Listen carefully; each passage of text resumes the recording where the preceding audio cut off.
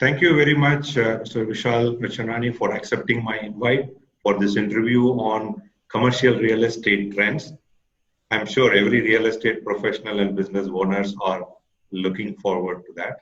So before we get on to the interview, it is my pleasure to introduce Mr. Vishal, CEO, Commercial and Retail at Puravankara Limited, experienced Chief Executive Officer with demonstrated track record of working in the real estate and retail industry, strong management professional, skilled in business strategy, business development, operation management, marketing, negotiation, analytical skills, and team management. Delivered strategic result in his stint with Brigade Group in both commercial and shopping center business recording gross rent revenue of more than 400 crores for the company and investors. Led delivery and managed nearly 9 million square foot in less than 7 years and created a platform for strategic and aggressive growth within an additional 14 million square foot commercial space, which is in various stages of design development, which will result company having around 24 million square foot operating space of commercial and shopping center segments. Successfully managed stakeholder expectations with board of directors, institutional and private investors, and public-private development partners. This is Vishal Marchandani. And quickly to tell, I am Ram Ramakrishnan, business direction designer and a coach enabling business to be profitable. We do this through my business organization, Ginsource India Private Limited. We bring in 350 plus years of collective corporate experience, providing services in the area of process improvement, people development, technology implementation, process innovation, knowledge management, business finance, admin and facilities area. So to know more about us, you can visit our site www.gensource.in. Now getting on to today's topic of commercial real estate trends. Once again, thanks Vishal for being here. So we straight away get into this with the first question on, due to lockdown, I see things are slow. How do you see the future of commercial and residential real estate is going to be? Well, I don't think that we are going to hear the word slow going on for too long. We are expecting the slow sort of momentum or lack of momentum to happen or to continue for a very short period of time. Right. So as such, we are in maintenance mode. We are all trying to make sure that we maintain a level of equilibrium. We are not dropping too much and we are not deviating too much from what we want to achieve. That said, I think it's a tough task, a tough period that we are all going through. It's not just for the real estate business, for all. But I think when we look forward at the conversation that we are having with our clients, when I talk about clients on the institutional side, individuals who are managing, their portfolios within those businesses, and then we look at other sectors, etc. We are, except for probably F&B, restaurant business, I think we are seeing positive sentiment beginning to emerge. We are not seeing too much of negativity that is sort of overbearing in the way people are thinking. So I think that's a good sign, and we have not seen too much of also effort in making withdrawing from commitments, shrinking commitments, etc., etc. So I think those are good signs for us. We believe that the way forward is to continue on your development goals, on your business strategy, etc. Of course, when such kind of events happen, I think this is a once in a lifetime event. But when we had financial crisis in 2009, I think we also pressed the reset button, so to speak, and reviewed our strategies and we actually reviewed where we stood and where we want to be and the way we want to get there. So I think we are in a similar position now, where we need to review where we stand, where we want to be, and how we want to get there. That said, I think coming to the sectors per se, the way you asked about commercial real estate, we are extremely positive. And I think I would say there are five factors that are driving this positivity. Essentially, it is technology that is going to play a bigger role in our lives, both at the company level and at the individual level. I think, and the scope of technology is going to expand, which means technology means Indians are going to contribute to the growth of the technology sector. So which means you need more working space to do that, right? And the second thing is, of course, the India per se has a fragile, economy in some ways. In some ways, it's very strong. Long-term trend is very strong. Current account deficit is very good. But if you look at budgetary deficit, if you look at imports, etc., they are still under strain. And so we believe that the Indian currency will be under a little bit of stress, which makes the office space more affordable for US US companies, which are actually the main occupiers of space in India, mainly US driven companies. So we believe that that dollar rent of dollar per square foot per month will only get more and more affordable because you can buy more rupees with the dollar as we move on. I think that is one important trend. The third thing we believe is that if you look at the way India has handled the COVID situation, and if I look at the rest of the world, I think on a per capita basis, we have stood up much better to fight or to contest this challenge that we are all facing. And if I look at especially the office market of Bangalore, the way Bangalore has overcome this challenge, I think it has been fantastic. We have still been able to maintain a level of efficiency even though working from home, creating mental health problems, isolation, etc. Still, the commitment levels of the employees has been very, very good, which has actually given a lot of confidence to the MNCs, and that has resulted actually in offtake of space during this lockdown. MNCs have absorbed more space, signed more leases during this lockdown, or issued RFPs, fresh RFPs, which is a good sign, I think, for the sector. So I think there is a degree of resilience that we are observing. I think we are going to see that Bangalore, especially, will stand better the test of time compared to anybody else, right? So I think that is one big trend that we will see. The second, or rather, the fourth thing that we are seeing is a reshoring aspect. There's going to be a lot of reshoring that will take place from China. What I call reshoring China to India and other countries.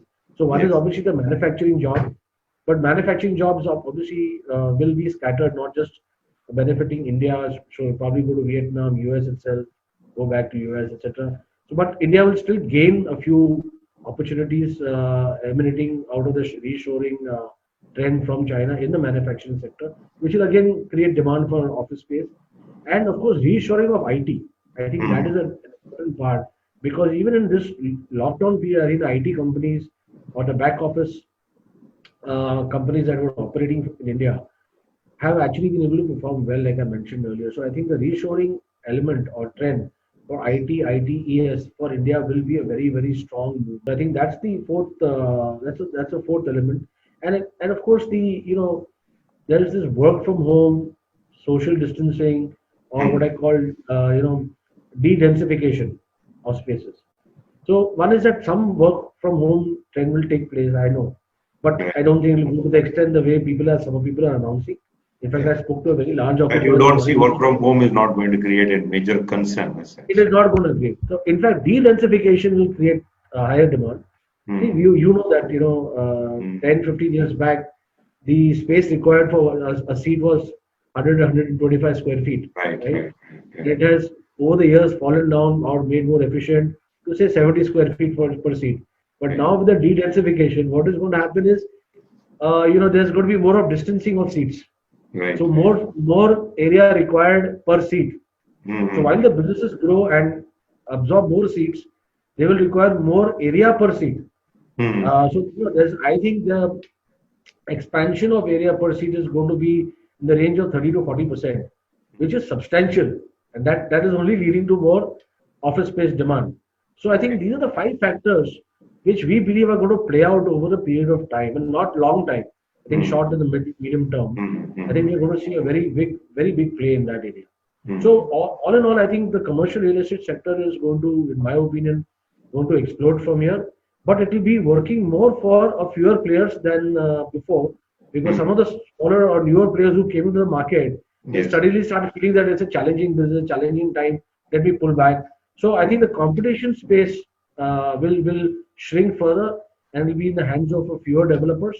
So that's the main thing. I think the A grade developers have a great opportunity, and the B grade developers also have, provided they're able to build that level of financial efficiency and Right. sustainability. Yeah. And coming to residential business, I think residential business will follow the office space business.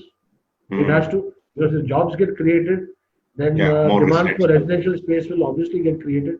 Right. So that's a fundamental part. But the second and most important part, which is not because of this COVID lockdown, etc., but it's always been the case.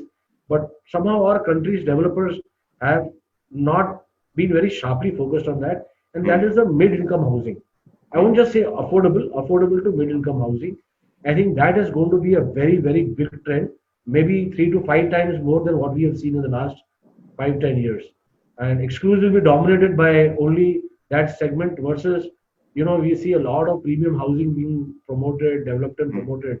I think that extent will completely drop, and therefore you will see better performance of residential real estate as a real estate class.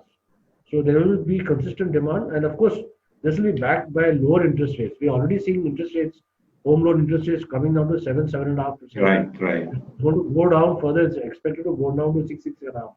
I think that's only favorable for the home home purchasing customer. So these are the broad views that we hold. In fact, I back these views. So I was thinking, you were mentioning that there's going to be a lot of absorption is given that you see that there is no excess space is going to be available. It's all going to be absorbed. That's what is your view, right? So in the short, I think the supply will be moderated. In the immediate term, the supply is going to be moderated. Therefore, the risks in the gap between supply and demand will also be mitigated to an extent. Right. But that risk always exists. Yeah, that's definitely, as you said, people are going to look at redesigning the space from 70 now. They will, for some time, definitely they would look at for a longer term, keep kind of a social distancing and all. With that, organization space design is going to change a little bit. So given that more the required space is required, and also people will look for very standard and with a lot of the compliances and hygiene and health requirements are taken care. With that, I'm sure it will be there definitely. And you also touched upon saying that then we will see a lot of reshoring and people coming from other countries, which is definitely everyone is looking forward to. It will come and kind of a thing. Do you see the space requirement, with respect to the space requirement, anything going to be distinctly different, or it's going to be the same what we were looking at when these new companies? Any kind of a thought is going on that? Do you have any idea on what kind of a space requirement is going to be for this new reshoring kind of a company which comes into India? So it's going to be a diverse set, right? We're not going to be moving in one channel. So there will be different types of companies. There will be manufacturing companies. And there will be pure IT, ITS companies. There will be data centers. Correct. So you'll see a mix of various segments actually reshoring to India. Yeah. Because the reshoring is not for a particular segment. It is a geopolitical move, right? Okay. So it is coming in. It is being announced as moving from China to back to US or to a favorable economy, favorable locations like India. Right? So I think that's the momentum. That's the trend that will actually shape up. It's like every crisis, people also say it's an opportunity similar to that. This is going to give a lot of opportunity for us to explore different areas. I'm a firm believer of that. That's great. And coming to, do you see another thing which I had as we were talking about? I was thinking like co-working spaces have started with the kind of a concept of giving a space for multiple companies working, and when they have a requirement. Do you see this kind of a trend may happen in the with companies also? Do you see companies collaborating and working together, a couple of companies? Those kind of a trends also will emerge in future? I can't predict that. That is too specific. I think we have to wait and watch on that front. But if I have to fathom a guess, I would say it's a little unlikely. Yeah. It is unlikely. I think it will be more. Companies will be veering more towards having better control of their work environments, because of the health and safety and business continuity, security standards. I think more of consolidation will take place to have more control of their spaces rather than sharing control. It will not be more on sharing.